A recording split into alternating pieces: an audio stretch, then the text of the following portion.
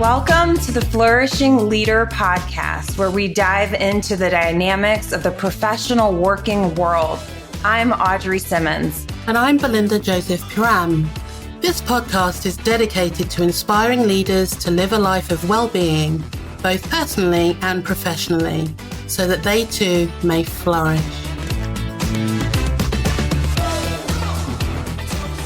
We're having a conversation about time management. Yeah. Timetables. Well, the search for the perfect schedule. I hear it too with my clients. Like I've actually lost a client over that they wanted me to create like a perfect schedule for them.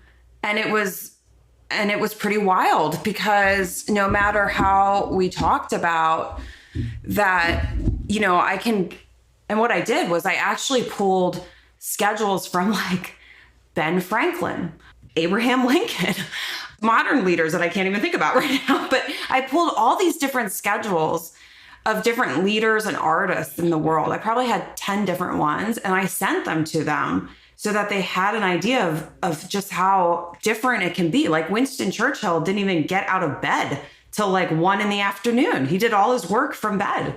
He was an alcoholic too. So, maybe that was it. But, we all have our reasons for not getting out of bed. But, it was wild, And you were kind of talking a little bit about, I'm going to try to find this reader thing. I am for sure one of these people that's on the quest for the perfect timetable, which is kind of preposterous, really, because it doesn't exist. It's like trying to take control of something that's essentially fluid. Mm-hmm. Not all Mondays are the same, not all Tuesdays are the same, but somehow I'd like that. Yeah. I'd like that to be so. So imagine like living a whole life being resistant to your natural way of being so angry with yourself around like, why can't you be a morning person? When really, if you just let go and see what kind of person you are, maybe you would really have access to something you haven't had access to before. Yeah. Some people would probably benefit from maybe working a few hours in the morning and then enjoying the remainder of the day. Yeah. It's just, you put your hands up. I swear I feel like I'm in increments of 4 hours. Like it's like, even with sleep, it's like 4 hours of sleep, a little break, and then 4 hours of sleep. It's kind of interesting. Mm-hmm. Yeah, that is interesting. Mm-hmm. Yeah. And that the same for your work too? No, that's different. And that's different because there's like this, I recognize that I see it, right? The strategy that I grew up with is still alive and well in my life, and I have to really be intentional around that. So the strategy that I had growing up was you do your work first and then you play, which sort of worked out. But, I was, a child that had, undiagnosed ADHD. So the amount of time then that I spent in my room was tremendous compared to other individuals that I've talked to about their childhood, because I just couldn't get my work done in a reasonable amount of time. So I would spend like 3 hours working on it. And then I was like in junior high, in high school, it's not super normal to have that much work to do. But the issue is as an adult or as a leader, which I think a lot of people can relate to, your to-do list is never done. So this idea of I got to get all my work done before I can play doesn't make for a very fun, happy day as an adult, because you never get to the fun part. Yeah. So in terms of what you just said, it made me think about who decides what the perfect timetable is. Mm-hmm. You're describing an instance where there were these external ideas. Mm-hmm. Mm-hmm. Dictating how to spend time, and that you're still working with that in some way. Mm-hmm. But how does that play out in work relationships between leaders and teams? Yeah. I hear lots of leaders where there are incredible expectations of them and their time. Mm-hmm. Mm-hmm. Yeah. So somehow the timetable is never quite perfect. Correct. And it's really interesting too, like when I think about the impact on teams, that let's say you have 5 people on your team, each of you have this idea of what the perfect schedule might look like. But when that perfect schedule gets disrupted, this fake perfect schedule gets disrupted, then we have upset or resentment sometimes. And I have a perfect example. This week, my husband and I needed to meet during the course of the day. So we had agreed at 9:00 because he needed some help with something. And he got home at 8:30. And it was 30 minutes earlier than we had agreed upon. And with ADHD, it was a big disruption for me because I wasn't expecting him. It was a surprise. I had attachment around our agreed upon schedule. He changed it. And the amount of effort it took to not get angry about it, it was exhausting for me. Like, I really did have to let it go repeatedly and just be present with the fact that, like, here's my husband and we're meeting and it's okay. That's 25 minutes different. Like, what does it really matter? But in my mind, it mattered a lot. It like had so much around, I'm not heard. I'm not respected for my boundary. I'm not, there was all this big conversation when it was just like, this is just what worked out for his schedule because things had changed. But I made it much bigger than it needed to be. And I think that happens in teams because if you have leaders are amazing individuals because they keep showing up, they keep believing, they keep wanting to get better and improve, right? Continuously looking for a better way. And so when it comes to time management and scheduling, I think there can be some big attachments. And then when those expectations that aren't discussed aren't met, I think there can be irritability that wouldn't exist there if we held a little bit looser. I don't know. Yeah, 100%. I would agree with that. And what it reminds me of is the unhelpful thinking habits in CBT. Oh, yeah. So the shoulding and musting. So the more that we hold this idea that someone else should be doing something or something should be a particular way, and the less it is like that, the more frustrated we become with it. And the more frustrated and the more frustrated. And so there's that real invitation and opportunity there to consider, what might a different way of thinking about this be? Where's the flex? Even omitting the use of those pressurizing terms and replacing those with ones that are more flexible. I mean, I've certainly caught myself at times in, this thing's supposed to be this way, or my time's supposed to look like this. Over and over I do it. My timetable's supposed to look like this. And it doesn't. And it's like, well, does it? Does it have to look like that? Is it really life and death? Is it? Yeah. Where are the priorities here? What needs doing and where is there? The flexibility. Yeah, where is there a bit of fluidity? Yes. Where is there a bit of flex? It's interesting, that relationship with time. It's like there's an element of control around it. Yeah. I mean, I think, one of the, in one of our courses, we talk about time management, but we talk about it like, it's titled Creative Time Management, because the way we approach it is asking the question, what if time management had nothing to do with time? Like, what if it was all about emotional regulation?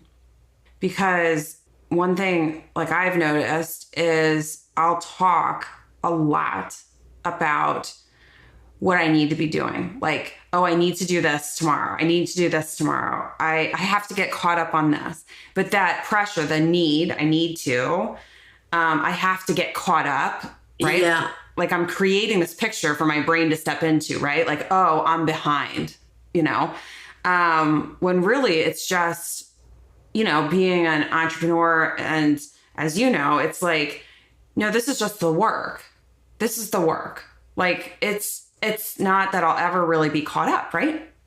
Yeah. And that language that you're describing is so important. You're describing something as a need, but it's a want. Correct. It is not fundamental to survival, unless it's something that is. Yeah. But in case of emails, I mean, say that again. That's so beautiful. It's not a fundamental need. It's a want. Yeah.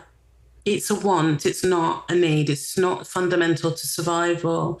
You also said, I have to. And that's an example of that cognitive behavioral therapy's unhelpful thinking habits, that shoulding and musting. Mm-hmm. I have to. Mm-hmm. I must. Yeah. When we speak to ourselves in these ways, what we're doing is adding pressure. Mm-hmm. If it's urgent, okay. Right. And I have found that the urgent and emergent, they don't give you a lot of time to think about it. You're just in it, right? It's like the things that are really going to take you out on a Thursday morning, you're going to have no idea about. But yeah, it's interesting because so I'm a mindfulness facilitator, and part of the work there is facilitating mindfulness courses and then also attending. So every year I attend a 5-day silent retreat. And last silent retreat that I attended, it was fascinating because I noticed through the course of 5 days that my relationship with time really shifted. Because, your first day, second day, your brain's still going full throttle, right? It's just spinning. But then eventually there's a point where it starts to slow down and that internal dialogue slows down. And what I noticed is that when my internal dialogue slowed down, like the conversation around, I need to get this done. I have to get this. I should get this. I must get this done. That all slowed down too. It got more quiet. And when that got more quiet, my time seemed to lengthen. And I do notice that even, outside of being in a silent retreat, and it's something I'm working with, is that talking out loud about what I need to get done and how that really impacts my internal emotional climate, so to speak. Like it increases my anxiety, and then I'm not present because I'm in that recorded loop in my mind. Yeah. It makes me think about what my compass is when thinking about managing time as well. I tend to think about it in terms of quality of life. And in the work that I do with clients, so most of the clients I'm working with will be leaders and owners of smaller businesses, medium-sized enterprises. That work is not only about how they are in their working life, but also how they are in their lives as a whole, which is the integrated coaching aspect of things, the blending of psychotherapy and coaching. And yeah, a lot of that work or some of the work is centered around, what do you want your life to look like? Yeah. How do you want to feel in your life? How do you want to feel in your working life? But what ambitions, how do you want to feel in your life as a whole? Because your work is just a part of that. Mm-hmm. And so I myself try and follow a kind of, how am I using my time? How am I spending my time? How am I feeling? What are the things I must get done? Because there will be some musts. Mm-hmm. But also, where can I be a little bit more imaginative around how I'm using my time? Mm-hmm. However, that doesn't mean I don't fall down the rabbit hole. Oh, gosh. Over and over again. So I don't think it necessarily has eradicated that entirely, but it's certainly right-sized it. Mm-hmm. Mm-hmm. You can see it now when you're caught and hooked into from a mile away. Yeah. From a mile away. Mm-hmm. Yeah. Whereas before it's just like oh my God, I've got to get this done, and I've got this meeting, and I've got to get to that place, and I've got this piece of work to get finished, and this sort of half panicked way of living. Yeah. The Flourishing Leader podcast has 2 sponsors, Team of Greats, LLC, and Eudaimonic Therapy and Coaching. Our first sponsor, Eudaimonic Therapy and Coaching, provides psychotherapy for people struggling with stress, anxiety, and depression. Also on offer is executive coaching for leaders experiencing stress, burnout, and other well-being issues blocking personal effectiveness. For information or to book a free consultation, please visit www.eudaimonic.co.uk. That's www.eudaimonic.co.uk. Our second sponsor is Team of Greats. Team of Greats is a coaching company partnering with professionals around the world, including those with ADHD or ADHD-like characteristics, offering individual leadership coaching, team coaching, and mindfulness courses. For more information, reach out to www.teamofgreats, that's GREATS.com, teamofgreats.com. Yeah, I caught myself this morning. Like I was talking to my husband and then we kind of went into silence and all of a sudden I was like, I need to do this. And then he's like, what? And I was like, never mind. I was talking to myself and I realized in that moment, like how many conversations I'll start with my husband sometimes where I say about something I need to do. And then he'll offer a suggestion, even though I'm not really asking for a suggestion. And then we get kind of like, I'll be like, no, I don't need your help with this. But even that unnecessary conversation is so interesting because it adds a little bit of tension, maybe minor static to the relationship a little bit. That's unnecessary too. So I'm just noticing the impact on others as well. Like when we talk about like team members and things like that, just the importance of presence, I guess, right? Noticing what you're talking about. 1,000%. I've been that leader in the past that has zeroed in on, right, I've got these aims, these objectives, I've got my strategy, on this mental pinboard. And it's just those missed opportunities for empathy and connection with staff members, like human beings around me, which as I look back, that seems preposterous. Yeah.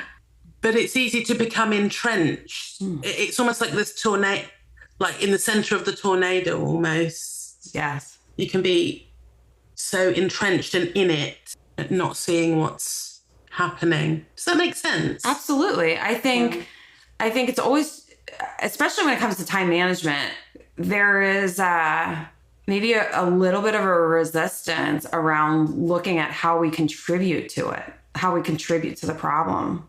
Yeah, I would say so. Because you want to look like you've got it, you got it all sorted. Yeah. Yeah. Or at least I did in the past. So it takes real humility. We're noticing this quest for the perfect timetable that we have experienced at one time or another. We recognize that people around us may have experienced it at one time or another. Then what's the answer?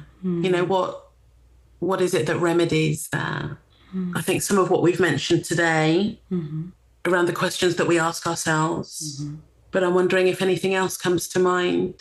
I think really practicing listening to ourselves, really noticing, how are you talking to yourself? What is your relationship to time? Is time your friend, or is time an enemy that you just battle every day? And just exploring that in a gentle way first, because I think once you start noticing, then you can make some changes to it. Otherwise, I think it just adds on to the other shoulds. Yes. Yeah. What I wonder sometimes as well is the impact of the volume of time people are thinking about. So if I think for myself, in my own experience, if I'm thinking about the day that I'm in, how I'm going to use that time, there's something about it that can sometimes be a much more pleasant experience than reflecting on what's the rest of my life. What's the rest of my life? How am I going to spend time for the rest of my life? Which feels like this big mountainous thing to think about, And I hear it sometimes in the people around me, in clients. They're thinking about masses of time, and it's generating so much anxiety and pressure. And I sometimes wonder, what about being in the day that you're in? Just this little sliver of time.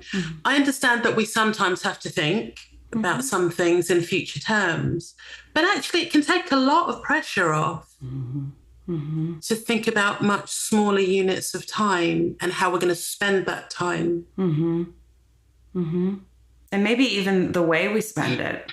You know, like I heard, you know, recently somebody say, you know, I've been challenging myself because the word fun can be a loaded word for some folks, right? Like some people, they don't really understand the idea or concept of fun. So maybe a more attainable term is, you know, times that you find contentness. But it's like approaching even those things that are not, we don't really like to do, but looking at it from how could I possibly make this a little bit more pleasant? You know, could I, you know, try playing some music, even though I know growing up that wasn't allowed or helpful, right? Like, you know, but just trying things that maybe in the past you've said, no, that doesn't work for me. Maybe it does now, you know, maybe things have shifted enough that it's okay to just pause and warm up some apple cider, you know, or a cup of coffee before going back to work. But how we do it, like, and maybe listening to our bodies too, like really checking in, what tension am I holding on to that I no longer need in this moment? I think I found it really helpful thinking about, and it may bear some similarity to some of what you shared, the things that I need to get completed in terms of work tasks, but also what space I make in the day to be kind to myself, to just stop and experiencing some joy in things. I try to make space for that intentionally and deliberately.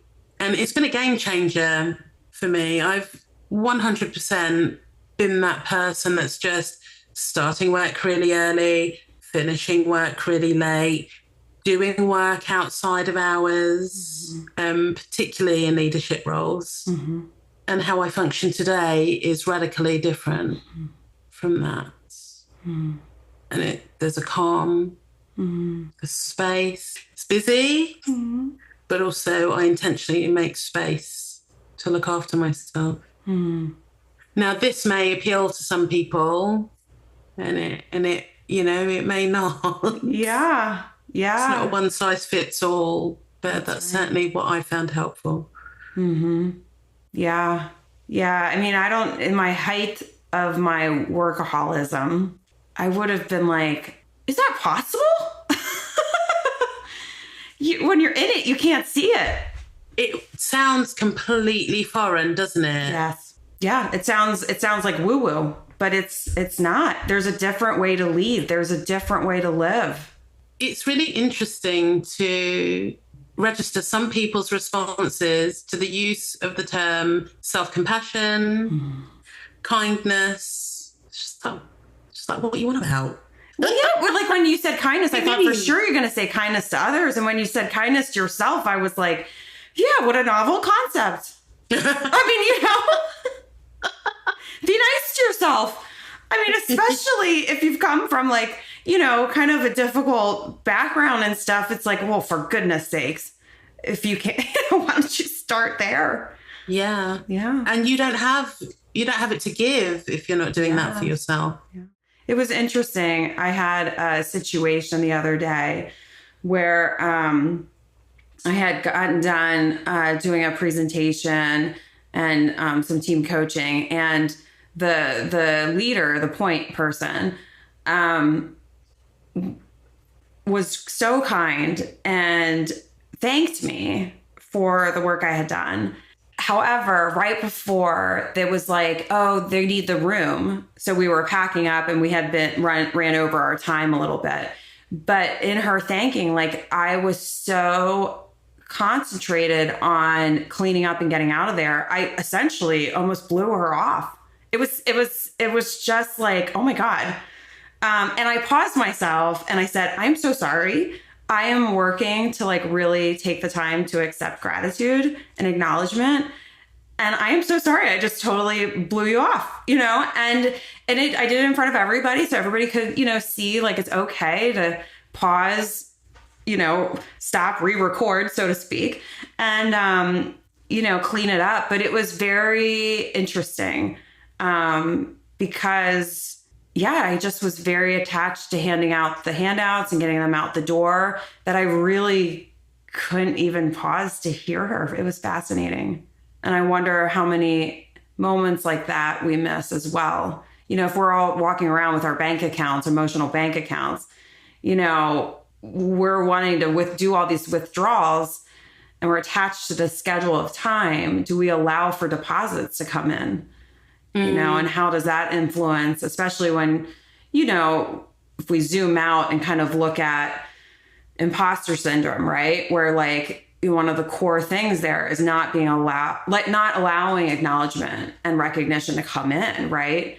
And so, it's really interesting how this relationship to time impacts many different things. Yes. Yeah, it really does. Mm-hmm. How beautiful that you were able to stop in that moment and then acknowledge. Yeah, it was fascinating. I was embarrassed for myself. I have to be honest, a little vulnerable there, but I was embarrassed because it was like, I don't know. It was just really interesting and maybe pause, that, to look at that because I know that's important. I know it's important to be acknowledged for the work we do, whether it's digging a hole to plant a tree or, that it matters. Yeah. And so it's been really lovely to talk to you about this. Will we go back to obsessing about our timetable? Well, that would be on point. We'll have to keep our own podcast episode prepped and primed to listen to. Right. That's right. No, it's been lovely to talk with you about this today, and I hope it's helpful to somebody out there. Yeah. So I guess like wrapping it up, I would say noticing the relationship to time. And like you had mentioned too, noticing the language, right? So noticing the relationship language. I think noticing, that internal dialogue or even more explicit dialogue and messages that we're giving ourselves and other people about time. Really stopping to pause. Is it a need or a want? Yeah. And I think there's an opportunity to invite the idea that maybe the perfect timetable does not exist. Maybe good enough is good enough. Yeah. And in the space of efficiency, allowing for spontaneity and relationship. Good stuff. Good. Well, it was lovely to speak to you today. Same here. And thank you to you listeners for joining us today. Take good care. Take good care. Thanks for listening to the Flourishing Leader podcast. We would love to hear directly from you. Please reach out to us by emailing contact@theflourishingleaderpodcast.com. As we all know, supporting what you enjoy by taking action matters. If you enjoyed today's show, please make sure you subscribe to our podcast on your favorite podcast app and leave us a review. You can also find us on Facebook, X, Instagram, TikTok, YouTube, and LinkedIn. Thank you again for listening in. We look forward to hearing from you. Until next time, take good care of yourself.